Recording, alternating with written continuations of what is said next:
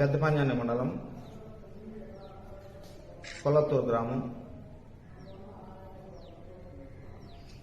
గ్రామ ప్రజలు అక్కడ బీసీ కాలనీ అనేది ఉంది. గ్రామానికి సంబంధించిన గంగమ్మ దేవాలయము, సొప్పలమ్మ దేవాలయము, రణబేరమ్మ దేవాలయము, వీనికి సంబంధించిన భూములు, బీసీ కాలనీకి సంబంధించిన భూములు రచ్చబండ.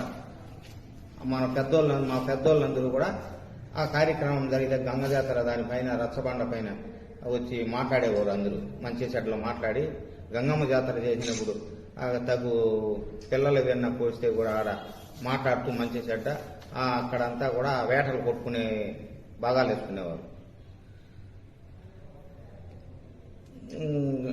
కొల్లత్తూరు గ్రామంలో బీసీ కాలనీకి సంబంధించిన గవర్నమెంట్ నిర్మించిన జాగాలో కొంత భూమి గవర్నమెంట్ స్కూళ్ళకి దేవాలయానికి వదిలిన భూముల్లో అక్కడ బెంగళూరు నుంచి కబ్జా చేసిన ముండ్రామయ్య, రచ్చబండ కబ్జా చేసిన ముండ్రామయ్య ఆ సచివాలయం పక్కన జాగా ఉంటే గవర్నమెంట్ జాగాల సచివాలయం పక్కలో ఇండ్లు కట్టుకుంటూ ఆక్రమించుకొని కబ్జా చేసుకొని ఇండ్లు కట్టుకుంటూ ఇటు అమ్ముకుంటూ 5-6 మందికి అమ్ముకుంటూ కబ్జా చేసుకొని బెంగళూరుకు పోయేవాడు. బెంగళూరులో అతని ఇల్లు కూడా సొంత ఇల్లు లేదు.